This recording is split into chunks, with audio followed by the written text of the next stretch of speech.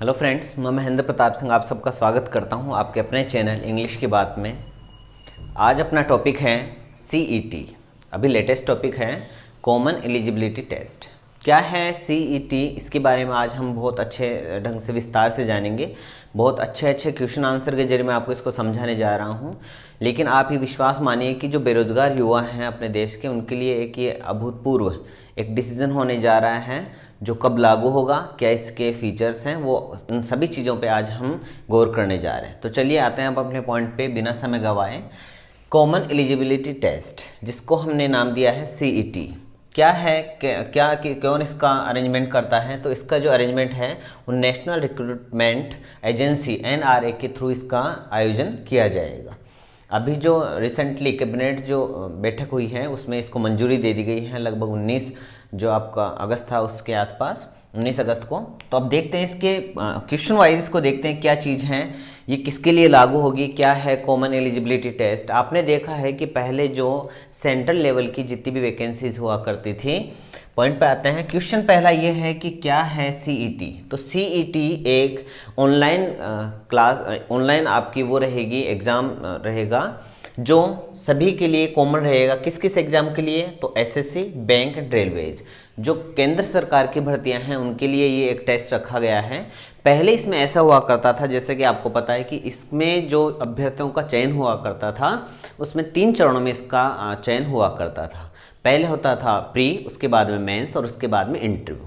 लेकिन और इसके थ्रू बच्चों को क्या करना होता था, जो अभ्यर्थी होते थे सभी के लिए अलग अलग फॉर्म उनको सबमिट करने होते थे, अलग अलग उनके एग्जाम सेंटर आया करते थे, अलग अलग उनके परमिशन लेटर आया करते थे और उनको अलग अलग जगह से उनको टेस्ट फाइट करना होता था। उसके बाद वो मेंस के लिए रेडी होते थे। लेकिन अब ऐसा हुआ है सीईटी के जरिए, कॉमन एलिजिबिलिटी टेस्ट के जरिए, कि आप सभी ये जो तीनों सेक्टर हैं like SSC, bank and railway, इनके लिए आपका जो प्री टेस्ट होने जा रहा है वो एक ही होगा, एक ही टेस्ट होगा। इट मीन्स सीईटी है कॉमन एलिजिबिलिटी टेस्ट जो एसएससी, बैंक और रेलवेज के लिए एक जो इनका प्री टेस्ट होता है, प्री एग्जाम होती है, प्रारंभिक परीक्षा होती है, उसके लिए कॉमन टेस्ट होने वाला है जो पूर्ण रूप से कंप्यूटराइज होगा और ऑनलाइन होगा, जिससे लगभग जो धांधली इसमें होती है, जो फर्जीवाड़े की जो शिकायतें आती हैं, वो जो भ्रष्टाचार इसमें फैलता है उसके चांसेस काफ़ी कम रहेंगे। ये बात आपके समझ में आ गई है कि सीईटी होता है जो एक प्री टेस्ट होगा एसएससी, बैंक एंड रेलवेज के लिए, जिससे बार बार आप इस चीज़ से बच जाएंगे कि आप बार बार जो है फॉर्म सबमिट करते हैं। आपको एक ही फॉर्म सबमिट करना है और उसके बाद में आप ये एक टेस्ट देके तीनों के लिए आप अवेलेबल हो सकते हैं। उसके बाद में लागू कब होने वाला है सर? तो ये लगभग 2021 से ये जो है सीईटी, ये सभी जो 3 एग्ज़ाम्स हैं उनके लिए लागू हो जाएगा। ओके, कितने बार होगा? तो ये एग्ज़ाम ट्वाइस इन ईयर, एक साल में 2 बार होंगे। जो सीईटी है एक साल में 2 बार आयोजित किए जाएंगे। उसके बाद में है क्वेश्चंस किस प्रकार के होंगे। तो इसमें जो क्वेश्चंस हैं वो आपके ऑब्जेक्टिव टाइप होंगे, जो आप आराम से उसको कवर कर सकते हैं। लाइक मोस्टली जो भी आपके प्री टेस्ट होते हैं वो ऑब्जेक्टिव टाइप ही होते हैं, मेंस में फिर इनका लेवल अलग कर दिया जाता है। उसके बाद में चांसेस, तो चांस आपको जब तक कि आप जो निश्चित एज जो डिसाइड की हुई है like OBC, general, SC, ST वगैरह वगैरह, तो अपनी उम्र का जो भी एक लेवल है उस तक आप जितने चाहें उतने टेस्ट दे सकते हैं। इनकी कोई फिक्स आपके पास में लिमिट नहीं है, बस शर्त यह है कि आप उस उम्र के दायरे में आपका आना जरूरी है।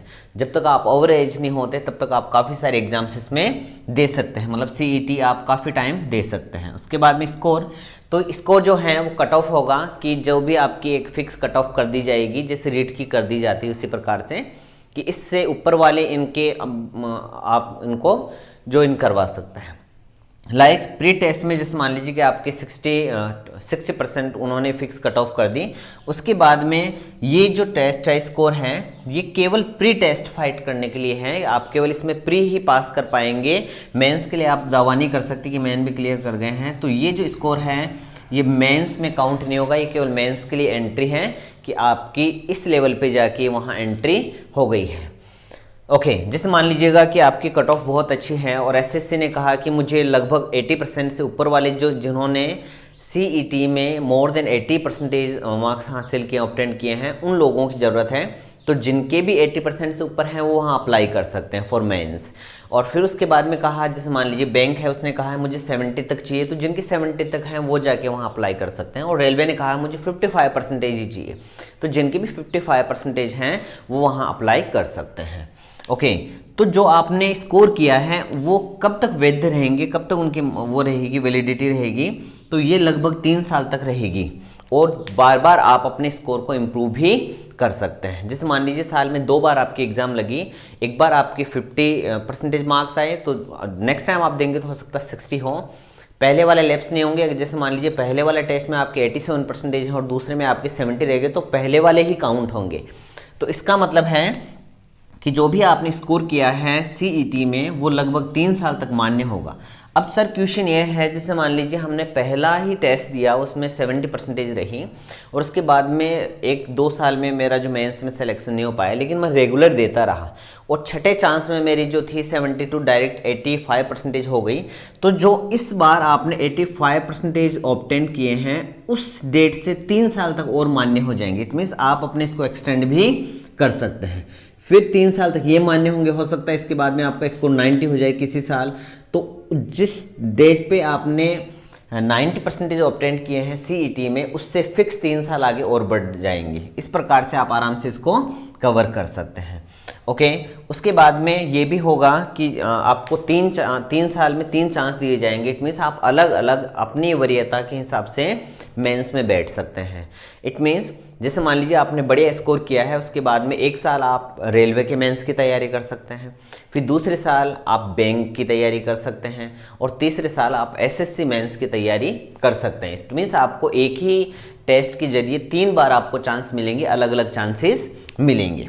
उसके बाद में बात आती है सिलेबस की। तो अभी ये फिक्स नहीं हो पाया है कि सिलेबस में वो किसका पार्ट ज़्यादा देंगे। जैसे हम जानते हैं कि एसएससी और बैंक में रीजनिंग, मैथ एंड इंग्लिश का थोड़ा ज़्यादा बोलबाला रहता है, वहीं जो अपनी रेलवेज़ हैं वहाँ आपको जनरल साइंस और जो इंडिया जीके वगैरह हैं उनका थोड़ा ज़्यादा बोलबाला रहता है। तो अभी ये फिक्स नहीं हो पाया है कि इंग्लिश का ज़्यादा पार्ट रहेगा, रीजनिंग का ज़्यादा पार्ट रहेगा या जीएस का ज़्यादा पार्ट रहेगा।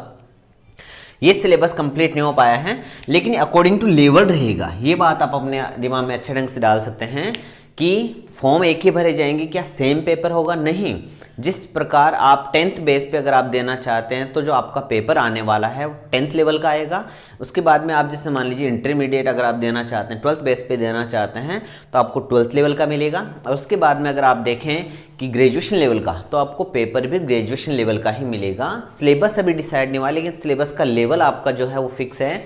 इसका सिलेबस चेंज नहीं होना है। ऐसा नहीं कि एक बार आपने जैसे मान लीजिए सीईटी की तैयारी करी और उसके जस्ट बाद में जब दोबारा आप इसमें बैठें तो उसके बाद में आपको लगा कि यहाँ सिलेबस चेंज है। ऐसा नहीं है, वो सिलेबस सेम रहने वाला है।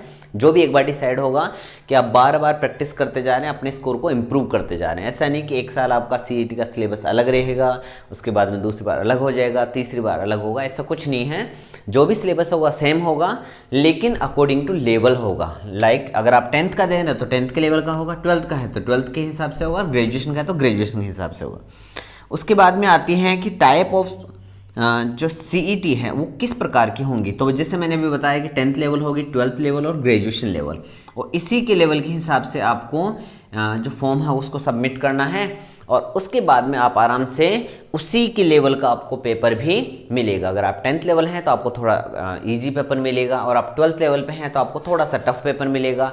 और इसी प्रकार से अगर आप ग्रेजुएशन लेवल का दे रहे हैं तो आपको, क्योंकि सीधा सा है, जितनी बड़ी नौकरी आपको चाहिए उतना ही वर्क हार्ड आपको करना पड़ेगा, उतना ही डिफिकल्ट पेपर आपको फेस करना पड़ेगा। बात आती सर सेंटर कहाँ होंगे, तो लगभग 1000 सेंटर घोषित किए गए हैं। लगभग 1000 सेंटर बनाने की बात है कि प्रत्येक जिले में कम से कम एक सेंटर हो, ताकि आने जाने की दिक्कत कम हो। ओके, लगभग 1000 सेंटर होने की संभावना है। और ये बात है कि प्रत्येक जिले में एक हो, जिसके लिए सरकार ने 117 जिलों को खासतौर पर तैयार करने की बात कही है कि 117 जिलों को हम इन पे अभी फिलहाल खास तौर पर इसको तैयार करें। ओके, ये लगभग समझ में आ गया होगा कि लगभग हर जिले में आपको एक सेंटर मिलने वाला है। 1000 सेंटर खोलने की बात है, और 117 जिले ऐसे हैं जिनको और भी अच्छे ढंग से, जो बड़े बड़े जिले हैं उनको तैयार किया गया अलग अलग शहरों में। भाषा की बातचीत करें तो लैंग्वेज, कौन सी लैंग्वेज है? आज तक आमतौर पर हमने देखा है कि एक केवल रीट वगैरह की जो केवल राजस्थान की IMET से जो भी स्टेट लेवल की भर्ती होती है उसमें हिंदी और इंग्लिश का ही ज़्यादा बोलबाला देखने को मिलता है। बट जो आपकी CET है उसको अलग अलग 12 भाषाओं में लेने का निश्चय किया है कि लगभग जो अपनी 22 भाषाएं हैं उनमें से 12 भाषाओं में ये आपका टेस्ट लिया जाएगा और फ्यूचर में लगभग 22 की 22 भाषाओं में ही ये CET आयोजित की जाएगी, ताकि आप अपनी योग्यताओं को अपने रीजनल जो लैंग्वेज हैं उसमें आप आराम से उसको फॉलो कर सकें और आराम से अच्छे अंक आप ऑब्टेन कर सकें। अब तक केवल 2 ही भाषाओं का यूज किया जाता था, जिसमें एक थी हिंदी और दूसरी थी इंग्लिश। इस प्रकार से आपने देखा कि ये बिल्कुल एक प्री टेस्ट है जो तीनों का एक ही मिक्स है, जिसमें आप आराम से स्कोर करेंगे और आराम से स्कोर करके आप मेंस के लिए क्वालिफाई कर जाएंगे।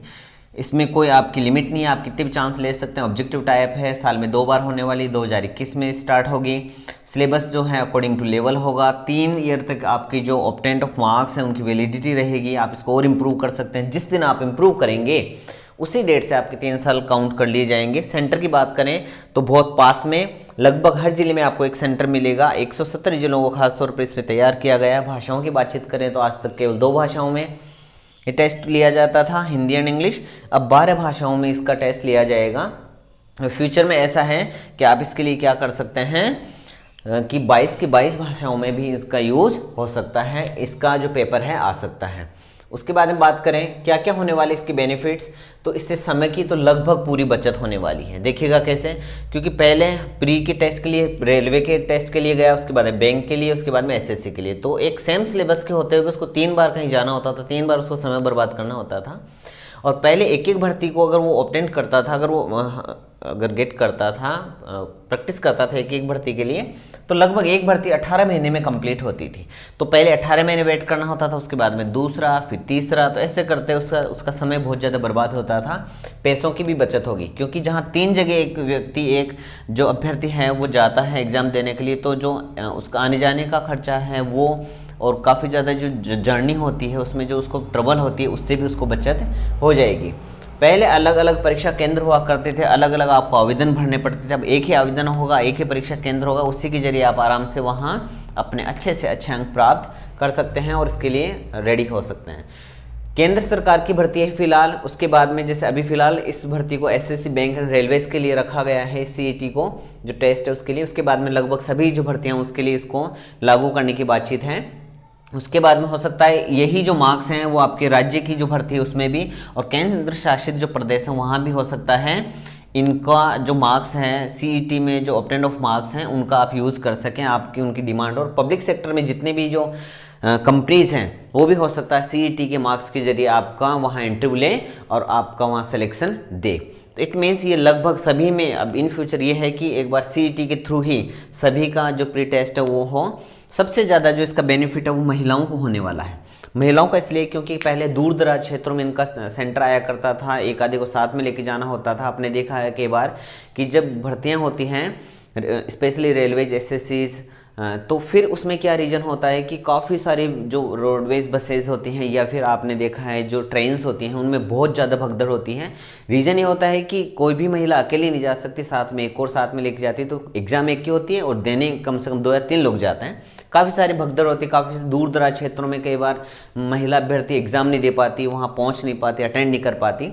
लेकिन अब इसका सीधा बेनिफिट है कि लगभग एक ज़िले में एक सेंटर होगा, और स्पेशली गर्ल्स और जो महिला अभ्यर्थी उनको तो इससे बढ़िया बेनिफिट मिलेगा कि वो आराम से इससे छुटकारा मिल जाएगा दूर दराज के क्षेत्रों में जाने से, और वो आराम से इसको जो अपना है पेपर वहाँ अपने जो ज़िला है उसमें दे सकते हैं। क्योंकि ये ऐसा एरिया है, लगभग ये वो वीडियो है जिससे लगभग पूरा देश प्रभावित होता है। क्योंकि हर साल कम से कम 4 से लेकर 5 करोड़ युवा इन जो भी सेक्टर हैं SSC, बैंक एंड रेलवे इसमें फॉर्म अप्लाई करते हैं, और ये पूरे देश की अर्थव्यवस्था को इधर से उधर करने में बहुत ज़्यादा महत्व रखता है। ये वीडियो बनाने के पीछे ये था कि जो बेरोजगार युवा साथी हैं उनके लिए बहुत ज़्यादा बेनिफिट होगा, और ये एक बहुत बड़ी खुशखबरी है। इसके जरिए आपको अलग अलग सेंटर पे अलग अलग जगह जाके अलग अलग पैसे खर्च करके और अपने प्री को पास करने की जरूरत नहीं। सेम सिलेबस रहेगा। हो सकता है एक बार आपके कम नंबर आए, लेकिन नेक्स्ट टाइम आप आराम से उसमें और भी ज़्यादा इंप्रूव कर सकते हैं। चलिए नेक्स्ट टाइम थोड़े कम आए तो आपके बार बार सब जब सेम सिलेबस आप रीड करेंगे तो आगे से आगे अच्छे अच्छे मार्क्स आपके लाने के चांसेस ज़्यादा से ज़्यादा बढ़ जाएंगे और इस प्रकार से आप मेंस में बैठ पाएंगे। अलग अलग जिस प्रकार से आप लेना चाहें, आप चाहेंगे मैं पहले बैंक का मेंस का तैयारी करूँगा, बैंक का तो आप बैंक का कर सकते हैं, आप एसएससी की मेंस लेना चाहें एसएससी को, रेलवे की लेना चाहें तो रेलवे की भी कर सकते हैं। तो ये बहुत बढ़िया खुशखबरी है, बहुत अच्छे अच्छे इंप्रूवमेंट अपनी सरकार हमें देती जा रही है। उम्मीद है ये वीडियो आपको बहुत पसंद आया होगा, इससे आपको बढ़िया बेनिफिट रहा होगा। अगर आपको पसंद आया तो लाइक शेयर, मेरे चैनल को आप सब्सक्राइब करना बिल्कुल नहीं भूलें। इंग्लिश की बात। Thank you, thanks a lot.